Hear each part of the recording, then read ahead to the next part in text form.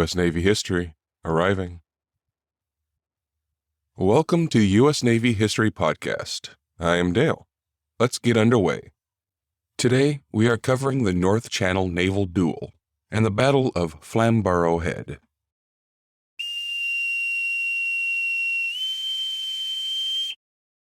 The North Channel Naval Duel was a single-ship battle between the United States Continental Navy sloop of war Ranger, captained by John Paul Jones, and the British Royal Navy sloop of war HMS Drake, captained by George Burton on the evening of April 24, 1778.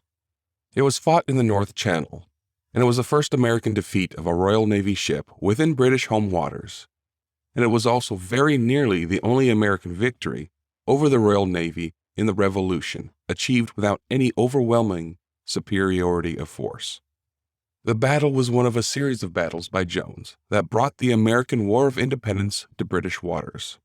Even before the official entry of other nations, the American Revolutionary War was by no means confined to American soil.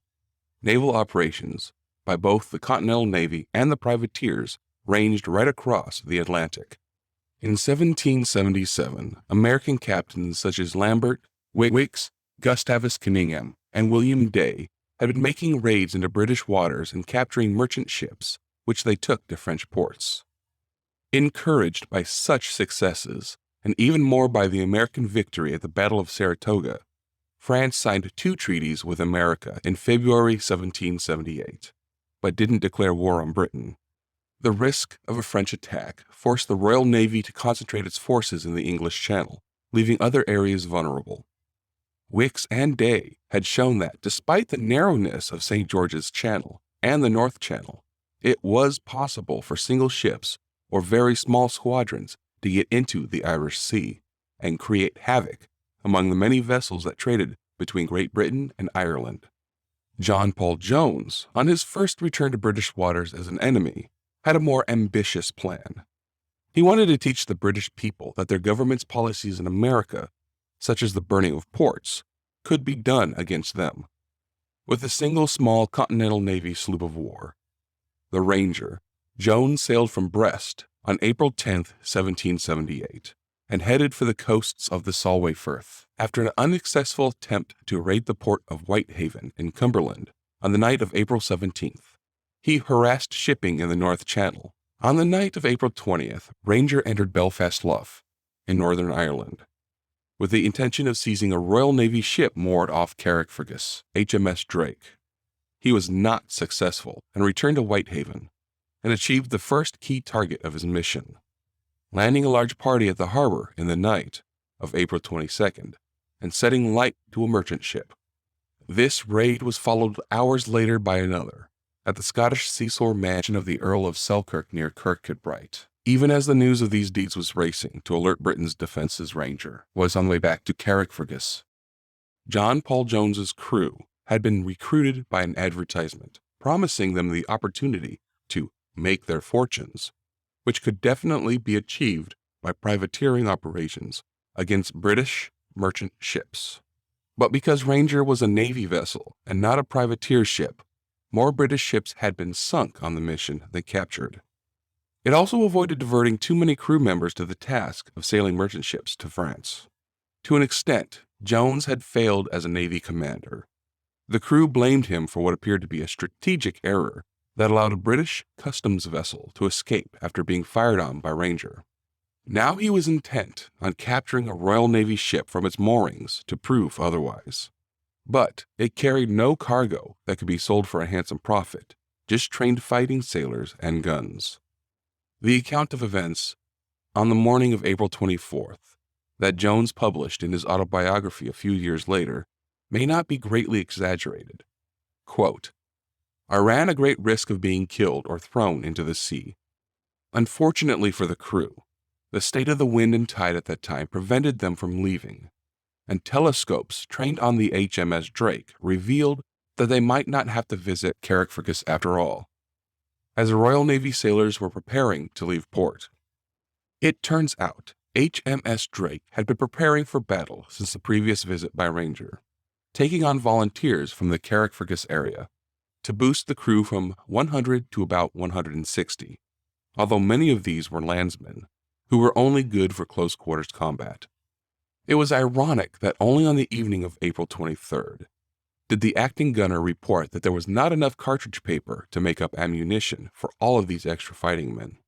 Also absent from the ship's company at this important time were the master's mate, boatswain, and lieutenant.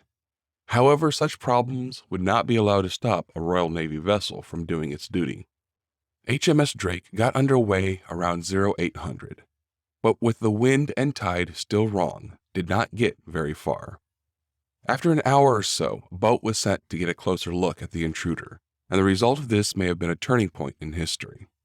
Jones decided to try a slight variation of the plan that had failed to capture the customs vessel a few days earlier. He hid most of the crew and the big guns, trying to make it seem like he was innocent and dumb. It worked. The crew of the reconnaissance boat were all captured. The success was hugely beneficial for the morale of the Americans. And, as a bonus, one of the prisoners mentioned the large number of volunteers who had gone aboard HMS Drake. As HMS Drake moved slowly out across the Luff, there was also a bonus for the British. At about 1300, another small boat came out, carrying another volunteer, Royal Navy Lieutenant William Dobbs. And according to HMS Drake's pilot, he brought with him a copy of an express letter from Whitehaven, explaining the full details of the mystery ship. With the wind and tide much more favorable in the afternoon, Ranger moved slowly back out of Belfast Luff into the North Channel, making sure never to get too far ahead of HMS Drake. At around 1800, the two enemies were within hailing distance. Jones had the American naval colors flying, and Lieutenant Dobbs' formal question as to the ship's identity was answered with the absolute truth. HMS Drake had been built as a merchant ship with defensive capability, and bought by the Royal Navy to help fill the gap left when many ships had to be sent to America. Even the 20 4-pound guns were not official Navy issue. The hull was the wrong shape for quick battle maneuvers, and not designed to resist cannon fire. Ranger had been built as a fighting ship, and modified by Jones for maximum efficiency.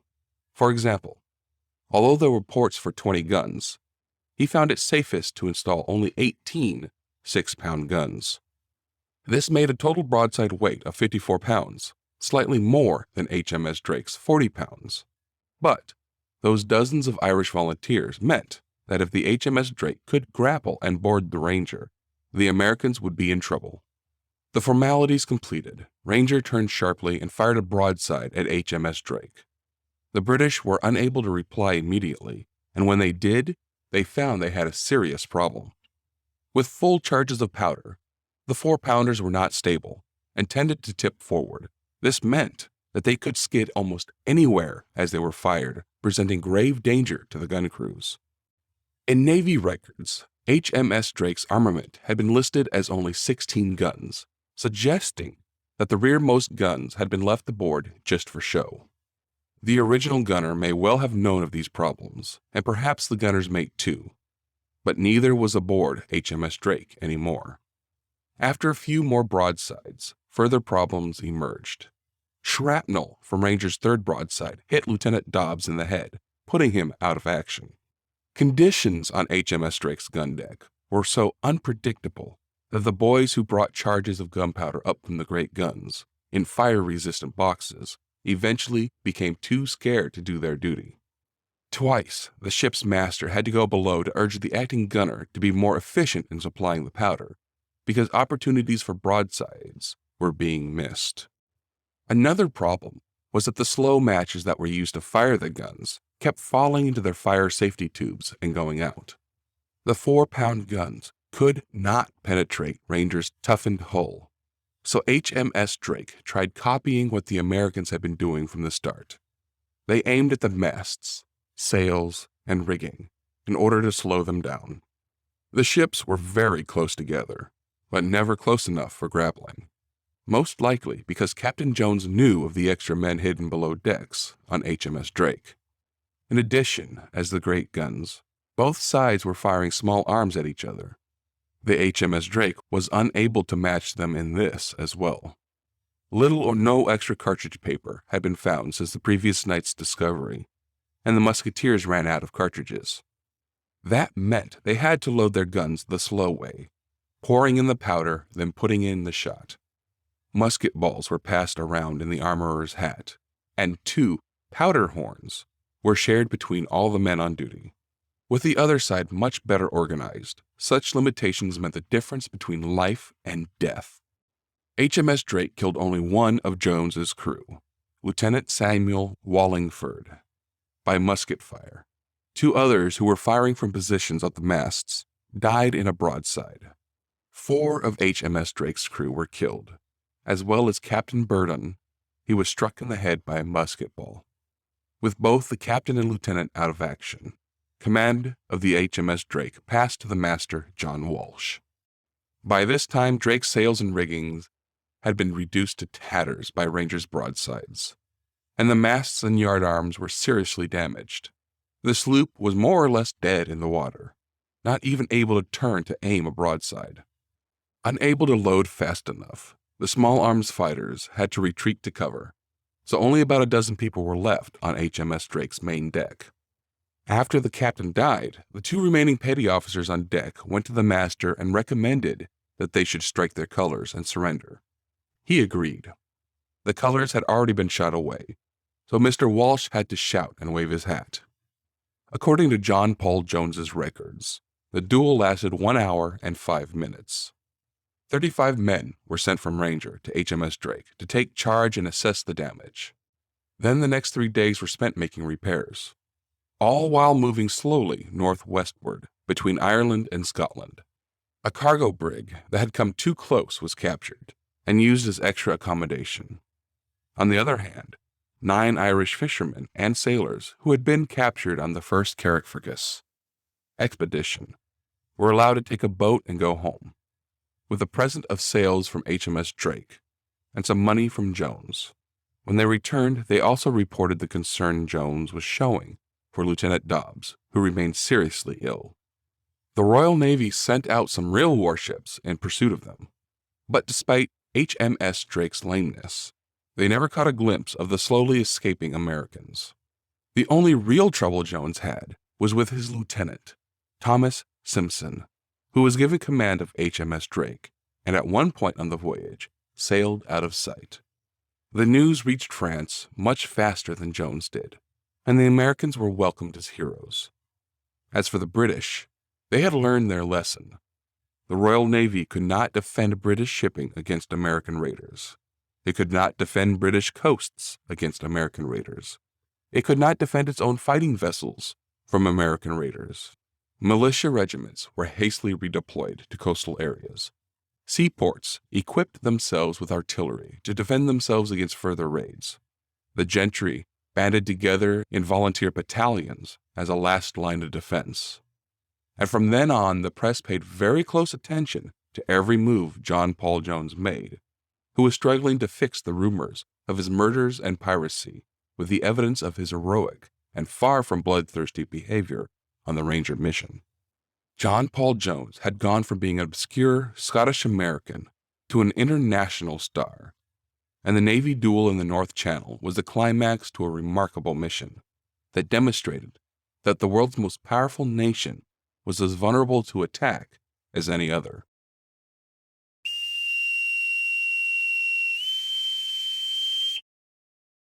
The Battle of Flamborough Head was a naval battle that took place on September 23, 1779, in the North Sea, off the coast of Yorkshire, between an American Continental Navy squadron, led by John Paul Jones, and the 2 British escort vessels protecting a large merchant convoy. It became one of the most celebrated naval battles of the American War of Independence, even though it was relatively small in size and considerable disagreement over what had actually happened. During September 1774, 4 vessels remained from a 7-strong squadron that had departed from the anchorage at Groix-l'Orient in France on August 14, 1779, under the command of American Continental Navy Captain John Paul Jones. They sailed from a brief stop off Ireland, round the north of Scotland, and down the east coast of Britain, creating trouble whenever possible. Though sailing under the American flag, all vessels were loaned or donated by France. They all had French captains, except the Alliance, which had been built in Amesbury, Massachusetts, specifically for the Continental Navy. The crews included Americans, French volunteers, British sailors previously captured by the Americans and offered the chance to get out of captivity, and many others seeking glory or money. On the evening of September 22nd, Jones, in the Bonhomme Richard, accompanied by the brigantine Vengeance, had been off Spurn Head, hoping to catch a few ships emerging from the Humber estuary. But he then decided to head northward during the night and rendezvous with his frigates Alliance and Pallas, which had split off from him further up the coast. Shortly after midnight, 2 vessels were seen, so signal lanterns were set, to which the strangers did not give the response that would identify them as members of his squadron. Jones's crew was called to general quarters, but when the sun came up, at about 0530, and a checkered flag was hoisted on the mizzenmast, the mystery vessels finally identified themselves as the Alliance and Pallas. Captain Cottineau, or the Pallas, later reported that Captain Pierre Landais of the Alliance had advised a quick retreat if the approaching warship proved to be British, because his frigate was faster and more maneuverable of the two. In the afternoon, the reunited squadron sighted a brig in Bridlington Bay. So at around 1530, a small schooner, captured just the previous day, was sent with a 15-man boarding party. There is a disagreement between Jones's official report and Bonhomme Richard's log, but the reason for sending the schooner may have been because the main squadron was on its way to investigate a sighting of a ship further north near Flamborough Head. Soon after the schooner was dispatched, Alliance hoisted a signal and set off at speed. At least 2 large vessels had been sighted in the distance, so the schooner was immediately recalled by firing a single gun, and the entire squadron headed towards the potentially rich ships. On September 15, 1779, a convoy of over 50 ships that had been trading with ports in the Baltic Sea set sail from a rendezvous off the Norwegian coast at the mouth of the Skagerrak Channel to cross the North Sea. Various ships left before Britain came in sight, heading for northern ports such as Leith and the River Tyne. But when the Northshire coast was sighted on September 23rd, just over 40 remained, mostly carrying timber or iron, bound for ports all around the southern half of the British Isles, from Hull round to Bristol and Waterford in Ireland. Even though the Baltic convoy received a warning from Scarsborough that an enemy squadron was in the area, some ships ignored the signals from the 44-gun escort ship HMS Serapis to stay close for protection. In the afternoon, as they approached Flamborough Head, the lookouts of the foremost ship saw the danger in Bridling Bay for themselves. Hastily tacking, they attempted to run for the safety of Scarsborough. HMS Serapis put on all sail to get between the fleeing merchant vessels and the Americans, while the smaller HMS Countess of Scarsborough shepherded the convoy. At around 1600, with the whole convoy to his north and the squadron of Americans clearly in sight to the south, Captain Richard Pearson of HMS Serapis signaled the Countess to join them. When the squadron caught up, the Royal Navy vessels made sure to position themselves so that the enemy could not easily sail around them to reach the merchant ships. As the situation became clear, Alliance gradually slowed down, allowing for the rest of Jones's squadron to catch up. At around 1800, Commodore Jones ordered Pallas to set sail directly in his wake, to confuse the enemy about the squadron's strength, and half an hour later he hoisted signals ordering all vessels to form a single-file line of battle, so they can make the best use of their broadsides as they passed the 2 British ships. Captain Landais had a great deal of formal training in naval leadership and tactics, decided to try a different plan. He used alliances of superior handling to set off to one side against the wind. In order to prevent him from sailing right past and chasing the convoy, Captain Thomas Piercy of the HMS Countess of Scarsborough had to do the same, leaving HMS Serapis alone amongst the remaining 3 American ships. A little after 1900, the Bonhomme Richard, was within pistol shot of the battle-ready HMS Service. At dusk, Pearson hailed the hostile ship to ask some pertinent questions, its name, its nationality, etc. The answer was a few evasive answers, followed by a shot, which HMS Serapis answered with a broadside. A minute or two later, Landis fired his own broadside at the HMS Countess of Scarsborough. Percy soon replied. While Commodore Jones and Captain Landis were fighting their separate battles, Captains Cottonneau of the Pallas and Rickard of Vengeance did not know what to do. In a well-organized formation, they might have been able to make a contribution, but to intervene in ship-to-ship duels could be very dangerous. In theory, they could take advantage of the confusion to sail off after the stragglers of the convoy, but night had fallen, and until the moon rose, they would not be able to see the convoy. Also, it became clear that Bonhomme Richard would need help, so they waited until they could be useful. At this time, the little schooner caught up with them, but there was no way to transfer the boarding team to Bonhomme, Richard, or Alliance.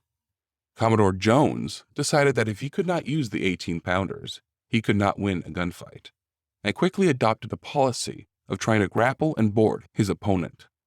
Pearson's crew spotted the change and adapted rapidly, using the maneuverability of HMS Serapis to keep out of reach while continuing to bombard the ship. On one occasion, though, according to First Lieutenant Richard Dale, the Bonhomme Richard's bow ran into HMS Serapis' stern, and neither side was able to take advantage of the situation. Captain Pearson cheekily asked a question. Quote, "Has your ship struck?" Dale reports Jones's reply as, very simple, quote, "I have not yet begun to fight." After 2 or 3 broadsides exchanged with Alliance, less than 20 minutes after the first shot, Captain Piercy was surprised to see his opponent move away to rejoin Pallas, which was waiting for an opportunity to be useful. Landis later claimed that his opponent had sailed away under cover of smoke.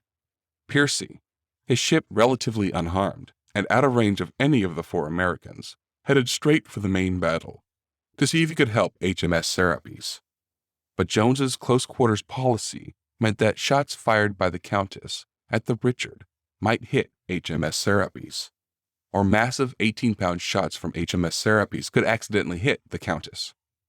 Instead, Piercy gave the impression that he was going to attack, trying to attract the attention of Alliance and Pallas. Cottonneau knew, saw the possible danger, and quickly steered towards the Countess, so Percy slowly retreated, sailing with the wind. Shortly afterwards, John Paul Jones got the opportunity he had been looking for, as the ship had been holed below the waterline and was becoming increasingly unresponsive. HMS Serapis' jib boom caught in the rigging of Bonhomme Richard's mizzenmast, and Jones immediately led his crew in attaching the 2 ships together as strongly as they could. Seeing the danger, Pearson dropped anchor, and because both ships were under sail, he hoped that when HMS Serapis came to an abrupt halt, Richard would keep going and with luck tear free. Jones's men had been very efficient, so what actually happened was the Richard's motion was turned into rotation, and the 2 ships, still firmly attached, ended up side by side, facing in opposite directions, their great guns touching each other's hull planks. Better still, HMS Serapis' spare anchor caught in the woodwork of the Richard's stern, locking the 2 ships in that extraordinary position. Pearson's crew fired broadsides straight into the Richard's hull, tearing huge holes in its side and doing terrible damage to the gun decks. For Jones's boarding plan to work, he needed to drive all the Royal Navy sailors from HMS Serapis' deck before his ship was destroyed beneath him. He was prepared for such a situation, and his men at stations up the masts were equipped both with small guns and with incendiary grenades. 3 9-pound guns on the quarterdeck were still usable, although one was on the wrong side and had to be dragged around. 2 of these guns were loaded with anti-personnel grape shot to help drive Pearson's men from the deck, but the 3rd was used with solid bar shot aimed at the HMS Serapis' main mast. Moving slowly downwind away from the anchored ships, Pallas and HMS Countess of Scarsborough began a second battle of broadsides. Hovering in the background were Vengeance and the schooner with the boarding party which John Paul Jones needed. Captain Landais of the Alliance, after watching for a bit, formed another plan and set off after Pallas. On the way, Alliance passed the two locked ships, still anchored, firing broadsides at each other. Since the direction of the shots was now predictable, Captain Landais could safely approach within firing range of HMS Serapis, from the right direction, bow or stern, rather than flank. He did this, firing a broadside including round shot, bar shot, and grape shot at HMS Serapis' bow. Right next to that bow was Bonhomme Richard's stern. As much lethal shot hit Jones's men as Pearson's, and metal also flew along the Richard's gun deck, killing some of the remaining gunners and wrecking several gun carriages. His good deed done, Landais continued on his way. After that, Bonhomme Richard started definitely losing the battle against the HMS Serapis. Still, efforts to make the situation too hot for the British continued. A bit after 21:30, one of these attempts succeeded. According to Jones, grenade thrower William Hamilton ventured right out along a yardarm until he could look almost straight down on the deck of HMS Serapis and began trying to drop grenades down the hatches. Luckily, one of these ignited a charge of gunpowder placed for loading into one of HMS Serapis' 18-pound guns. The explosion was devastating. It scattered burning gunpowder, setting off other charges nearby, and ultimately, the chain reaction covered the entire rear half of HMS Serapis' lower gun deck, killing or severely burning many of the gunnery crewmen, forcing some to leap into the sea to extinguish the burning clothes, and putting 5 guns out of action. In the confusion, some of the crew members clambering back on board after jumping into the sea were almost mistaken for American boarders. Still in battle, still moving with the wind away from the main fight, there Pallas and the HMS Countess of Scarsborough. Alliance was catching up fast, though, and as the near, undamaged, speedy, well-armed frigate approached, Captain Piercy understood that with 7 of his own guns dismounted, 4 of his crew dead, 20 wounded, his rigging and sails too badly damaged to make a speedy getaway, he could neither win nor escape. With Landais hovering just beyond the range of his guns, he struck his colors. Alliance approached him to take the captain's formal surrender, but after brief exchanges with both Piercy and Cottonelle, Captain Landais accepted that Percy should take the surrender and attend to casualties, while Alliance returned to the main battle. The absence of any other combatants had brought HMS Serapis to a considerable amount of time. Bonhomme Richard's gun decks were now so badly damaged that most of the British shots were passing straight through without touching anything, and the great guns were almost completely silenced.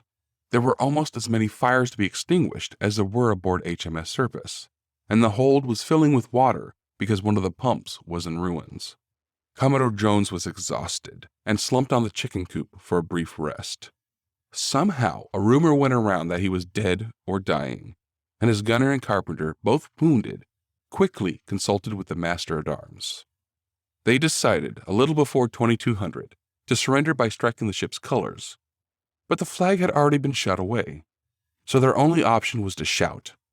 Captain Pearson shouted back, asking whether the Americans had really struck their colors. Jones' reply was firmly negative. Jones himself recalled shouting something along the lines of, "I have not yet thought of it, but I am determined to make you strike." At which point, the surrendering officers realized he was still very much alive and returned to their duties. A much more dramatic version appeared in newspapers within days of the event, allegedly based on the testimony of an ex-crewman who thought he heard something like, "I may sink, but I'll be damned if I strike," and witnessed the captain using his pistols to shoot the 3 officers who were attempting to surrender. With all the noise, Pearson could not actually hear the reply to his question, so he decided to send a boarding team. At this point, once again, Jones's preparation paid off. The boarders were met by a previously hidden defensive force, which swiftly drove them back to HMS Serapis. By this time, the attempts to bring down HMS Serapis' main mast had also borne some fruit. The only reason why it had not fallen down was because it was leaning on the Richard's rigging. Then, around 22:15, Alliance returned, and Landais delivered another of his helpful broadsides. Jones's men yelled at him to stop, and the Commodore tried to send orders for Alliance to help with the boarding operation. The moon was full, brightly lighting the yellow livery of the HMS Serapis.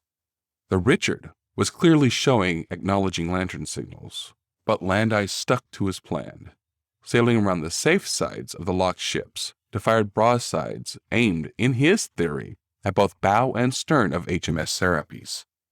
In reality, Bonhomme Richard, yet again, was holed below the waterline and started settling rapidly. The master-at-arms took it upon himself to release the 100 or so prisoners from previous captures, who had been held on the lower decks.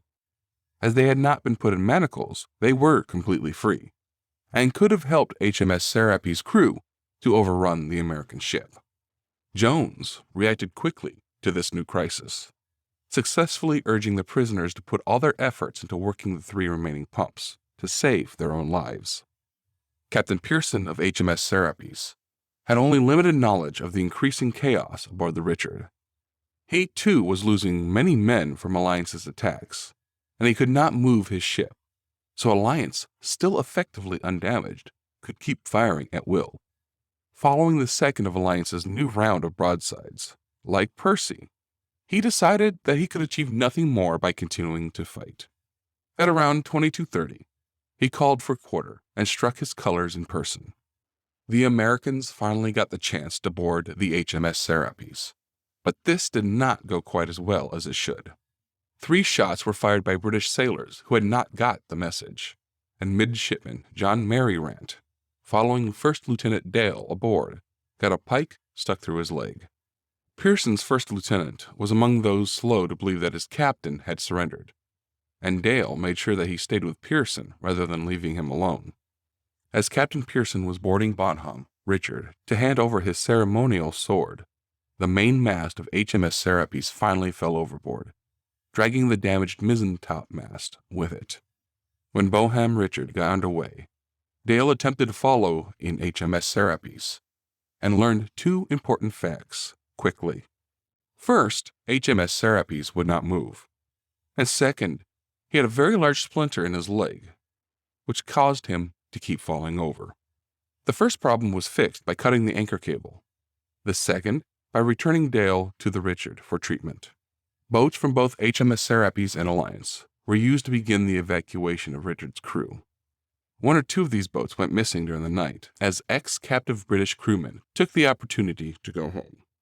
The combatants had been observed by thousands of onlookers, for on that clear night, with a near full moon, the battle could be seen from a long stretch of the high Yorkshire coastline. Scarsborough, in the north of Flamborough Head, itself in the south. There is no record of final casualty figures aboard the 2 main combatants. Captain Pearson, in a postscript to his battle report, stated that there were many more than 49 dead and 68 wounded aboard HMS Serapis. This figure of 300 casualties aboard Bonhomme Richard seems very high, unless it creates a great many of the captives stuck below decks during the battle. British press reports claimed 70 deaths on the Richard, which, assuming a similar ratio to HMS Serapis figures, would give around 100 wounded. Overnight, pumping continued in the Bonhomme Richard and repairs began. With water still getting deeper, the guns from the lower decks were heaved overboard, as not a difficult task, as much of the hull was missing. The dead went the same way, though with rather more dignity. At 1400 the next day, the carpenter insisted that the ship could not be saved. Commodore Jones took the ex-captain and lieutenant of HMS Serapis to safety, but returned early in the evening to check on progress. Finding that the water was still rising, he ordered the wounded to be transferred to other vessels. At 2200, the men who had been brought in from other ships to man the pumps were ordered to leave, and during the rest of the night, the most important items aboard were removed. These did not include personal possessions, not even most of Jones's. The flotilla was slowly moving east-southeast, away from the coast, and was not seen from land again after the night fell. At 1600 the next day, pumping was abandoned, with the water almost up to the lower deck. The wind was getting stronger, so all personnel abandoned ship at 1000. And as a boat approached from the Commodore's new command ship, HMS Serapis, to try to salvage a few more items, Bonhomme Richard started to disappear beneath the waves. Jones wished to take his captures to Dunkirk, but the French captains insisted on following the original orders from their government to head for the Isle of Texel, in the neutral United Provinces. They arrived safely on October 3rd, while the British ships searched for them in all the wrong places, having ignored a correct estimate by observers in Yorkshire.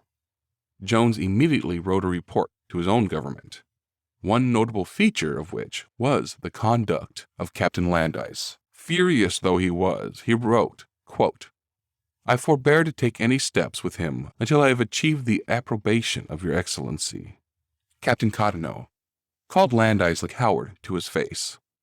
Landais challenged him to a duel, during which Landais ran a sword through Cottenoe's chest, just missing the heart. While the ships were being repaired, Jones had to deal with the consequences of landing in a neutral port with prisoners of war.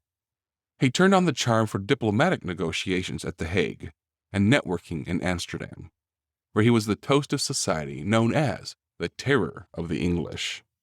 On October 8th, the British ambassador, Sir Joseph Yorke, wrote to the rulers of the United Provinces, claiming that under international law, Jones, not being accredited by a recognized state, was a rebel and a pirate.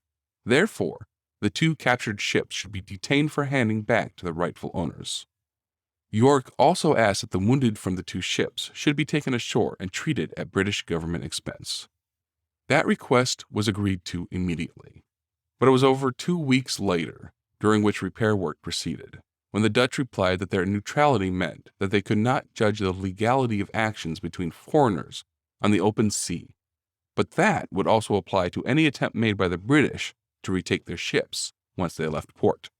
Furthermore, Jones's squadron was obliged to leave the Texel as soon as possible, and could not be supplied with arms or ammunition except what was absolutely necessary to carry them safe to the first foreign port they can come at. Yorke replied by quoting treaties, returning to the pirate theme, and pointing out that under Dutch law, commanders of foreign naval forces were obliged to present authorization from their governments when docking in Dutch ports. As the United Provinces did not officially recognize the government of the United States, that was a very tricky legal point, which the Dutch took quite a while to consider. To get around the problem, Pallas and Vengeance were declared officially French, and Captain Cottenoe became Commodore of a French squadron, his flagship captured HMS Serapis. While Landais, barred from command until the case against him could be heard, Jones became captain of the Alliance, not associated in any way with the newly French squadron. Several Royal Navy ships were waiting just off the coast for the day he had to leave, the Dutch authorities making a great show of trying to kick him out. But as winter storms made it more and more difficult for them to keep station, John Paul Jones slipped away among a group of Dutch ships on December 27th and sailed to France. Back in England, something weird was happening. On one hand, the overall effects of Jones's cruise and the activities of other raiders, such as the privateer duo of Black Prince and Black Princess, were reported with a sort of resentful admiration. On the other hand, even though Pearson and Percy had lost the battle, they were the only Royal Navy captains who had actually managed to engage with Jones's squadron at all, and they had sunk his flagship. Their official reports appeared in British newspapers in mid-October, forcing the Americans to leak Jones's. More importantly, they had fully achieved their mission purpose, which was to protect the convoy. When they returned home, they were honored by the towns of Kingston, upon Hull and Scarsborough. They were rewarded by both the Russian company principal owner of vessels in the convoy and the Royal Exchange Assurance Company. Pearson even gained a knighthood. In 1780, to honor him for his actions in protecting the convoy, Pearson was presented with 3 coconut cups, mounted in silver, by Wakelin and Taylor. In 1782, the Royal Navy took the unusual step of naming a new ship HMS Serapis, an acknowledgement rarely given to a vessel which lost a battle. I hope you have enjoyed this episode of the U.S. Navy History Podcast. If you would like to contact me, you can do so at usnavyhistorypodcast@gmail.com. I wish you fair winds and following seas.